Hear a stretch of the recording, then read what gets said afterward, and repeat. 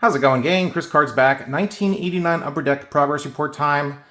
We got 5 cards going in. We got all, let's see, we got 4 through the mail autos and 3 through the mail autos and 2 private signings. We're going to start off with our first one, a private signing. Brooke Jacoby, inscribed 2-time All-Star, $17 a card. Brooke Jacoby, you can see this, of course, on my latest private signing video, private signing number 21. I think he's over here in the corner. And he is. $12 I think for the auto, $5 for the inscription, $17 all in. As I've always said, of course, if the inscription is not too egregiously priced, I will usually get it every single time. Right next to, of course, Al Newman, 2-time World Series champion. Of course, I think he was also another $5 inscription. So certainly try to make these sets stand out. Of course, a lot of people have a Brooke Jacoby signed 1989 Upper Deck card. Maybe not too many have a 2-time All-Star, so...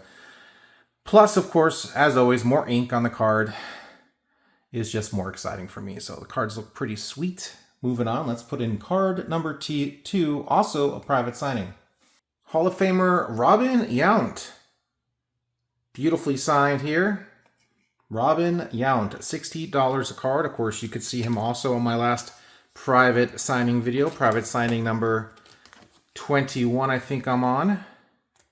I have been slowing down on the private signings throughout the summer of 2025, so don't think I've got enough private signings back to do another private signing video. I just looked in my folder and I didn't have any openings in there at all, so anyways, probably need to get on that again. All these guys, a lot of guys in here are private signing only, so I probably should start hitting the private signings hard again. Timmy Jones going in. Timmy Jones, Major League Baseball debut of July 26, 1988. Perfect. Right here next to Gary Thurman. Timmy Jones, through the mail autograph signer. Very cool. Of course, as you may have noticed, I've been adding now $2. $2 per TTMs, especially a guy like Tim Jones. So I think I sent him 1 card. I only needed 1 card signed. Some guys, let's say Timmy had a 1987 Topps and 89 Upper Deck card. Maybe I would split that up to $1 between cards, but since it's just 1 card, I've upped my shipping and stamp cost to $2 round trip, plus, of course, the cost of the envelopes. It's a lot more realistic of a price as far as keeping track of the cost of the set. So $2 now. I've bumped it up $1. It used to just be $1 for TTMs. Now it's double that, just because stamps have gone up so much. So just in case anyone's paying that close attention, I'm pretty sure you're not. Ricky Horton going in next. I think sent us off to the broadcast booth and at the Cardinals Stadium and got this back signed very nicely about a year later from Ricky Horton. Nice page. A few other cards on this page are out and about. Got a 1990 World Series champ inscription from Herm Winningham here, a few pages away. Randy Myers has not signed very much. It's filling out very nicely, very exciting. Every now and then I accidentally double up on cards. I double up on Rick Dempsey here, 1988 World Series champ inscription on here. This card is from my, let's see, Through the Mail Monday number 342, which is my Russell tribute.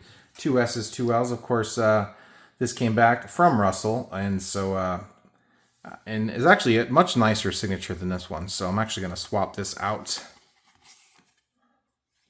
You can see much nicer card, much nicer blue. 88 World Series champs on the bottom there. I like that better than the 88 Worlds. Yeah, I got my reasons. I'm putting it in here, swapping this out. This is, of course, the traded set.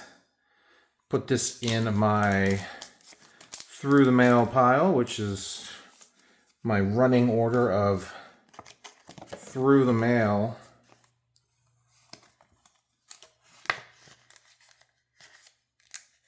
piles, by the way, which I've already filmed one because I'm going to be out of town, just to give you a little bit of a tease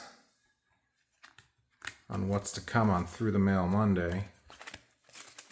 Once I open up the envelopes, they just kind of end up here. I do save the address envelope sometimes when I can, just cause.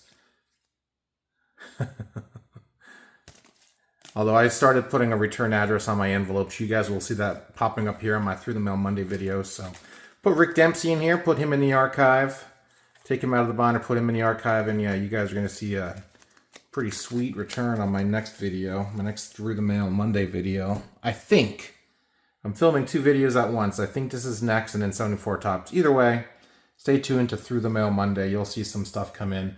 And let's finish off this week's video with our real last card going in. It's going to be card number 140. And that's going to be Mark Grace. Mark Grace right here. $10 a card. Needed, I think, an 87 tops and an 89 upper deck signed by Mark. So I was able to get those both signed for $20. He is currently signing. Hopefully he'll keep signing for a while, but glad to get this one in there. Mark Grace next to Tony Fernandez and Ken Caminetti. Ken Caminetti is going to be a tough one.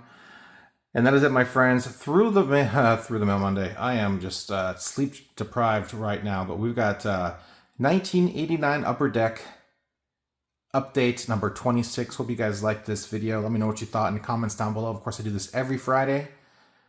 74 tops, 84, 87 tops, and 89 Upper Deck, as you saw here today. They get updates, 5 cards going every week. Try to keep the videos short and sweet. Try to keep my rambling down to a bare minimum, which I usually fail at doing. I am aware of all of my failures and all of my faults as a YouTube guy. You can still point them out. That's fine. I'm very aware I'm very mediocre at almost everything I do in life, except a couple things. So that is it, my friends. Thank you for watching. Appreciate it. See ya.